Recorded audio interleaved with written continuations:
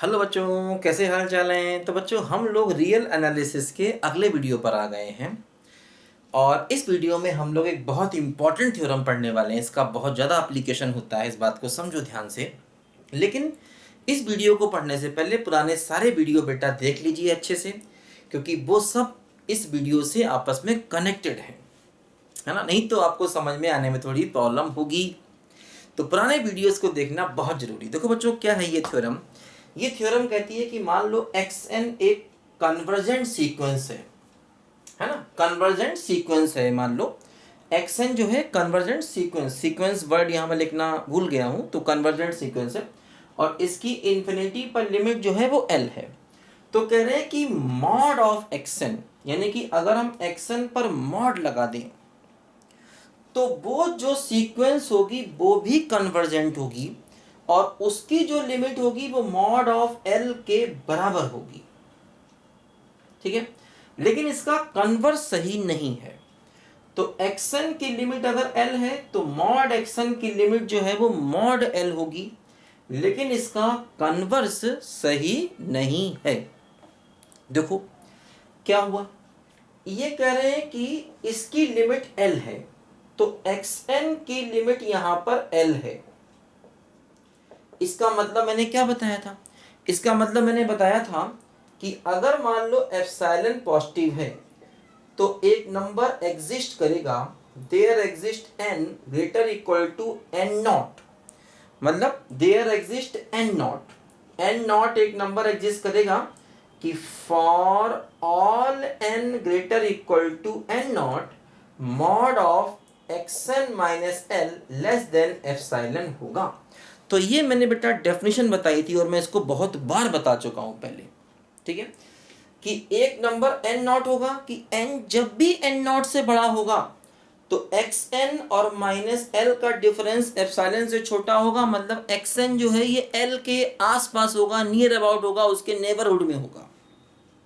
बात समझे कि अगर एप्सिलॉन पॉजिटिव है तो करें एक नंबर n नॉट ऐसा जरूर मिलेगा कि जब भी हम n को n नॉट से ग्रेटर लेंगे तो n अगर n नॉट से ग्रेटर है तो जितने भी टर्म आएंगे वो सारे के सारे l के आसपास होंगे। ये बात मैं बहुत डिटेल से आपको समझा चुका था जब मैंने कन्वर्जेंट सीक्वेंस की स्टार्टिंग की थी बेटा, इसलिए मैं कह रहा हूँ बार बार पुराने वीडियोस को देखना बहुत जरूरी है।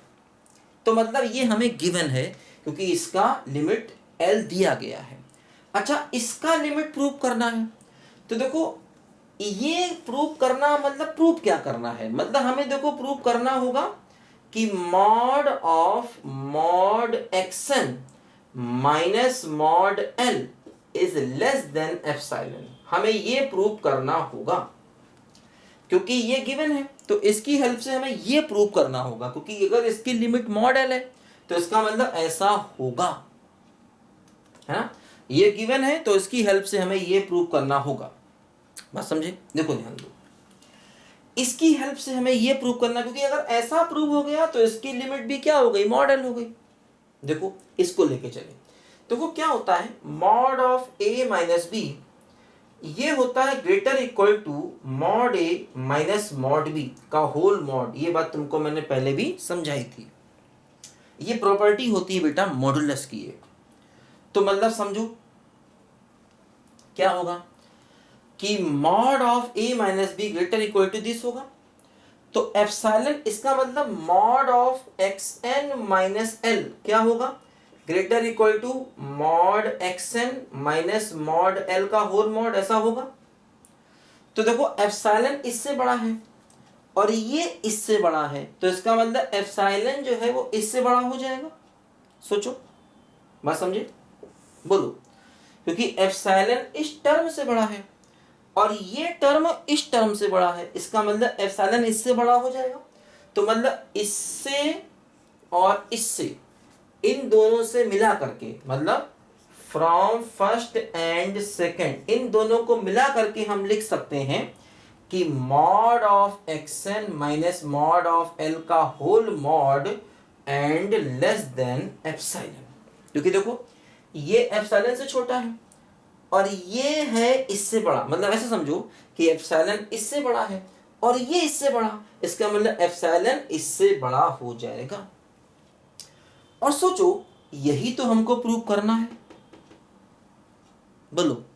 क्योंकि अगर ऐसा हो गया तो इसका मतलब हम क्या कह सकते हैं, इसका मतलब हम कह सकते हैं कि xn की मॉड की लिमिट मॉड ऑफ l के बराबर हो गई, क्योंकि यही तो प्रूव करना है ना, तभी तो ये लिमिट इसके बराबर हो जाएगी।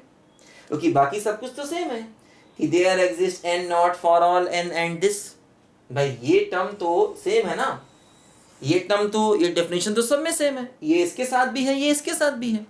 तो अगर हम ये प्रूव कर दें इसका मतलब इन दोनों को मिला करके इसकी लिमिट क्या हो जाएगी, मॉड ऑफ l के बराबर हो जाएगी। यही तो प्रूव करना चाहते थे।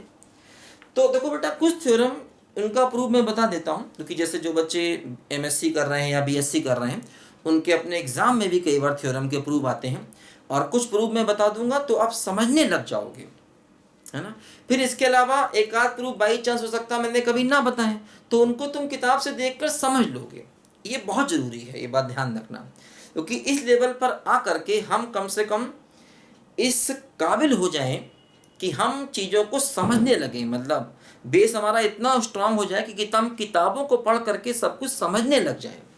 तो अगर जिस दिन इस पोजीशन पे पहुंच गए समझो उस दिन हमको सब कुछ आ गया। क्योंकि इस दुनिया में दिक्कत सबको होती है, लेकिन अपनी दिक्कतें जो बड़े बड़े लोग होते हैं किताबों में दिमाग मार के खुद ही दूर करते हैं ना। लेकिन पहले हम इस काबिल तो बन जाए कि किताब की भाषा समझ पाएँ, किताब की लैंग्वेज हमको समझ में आए।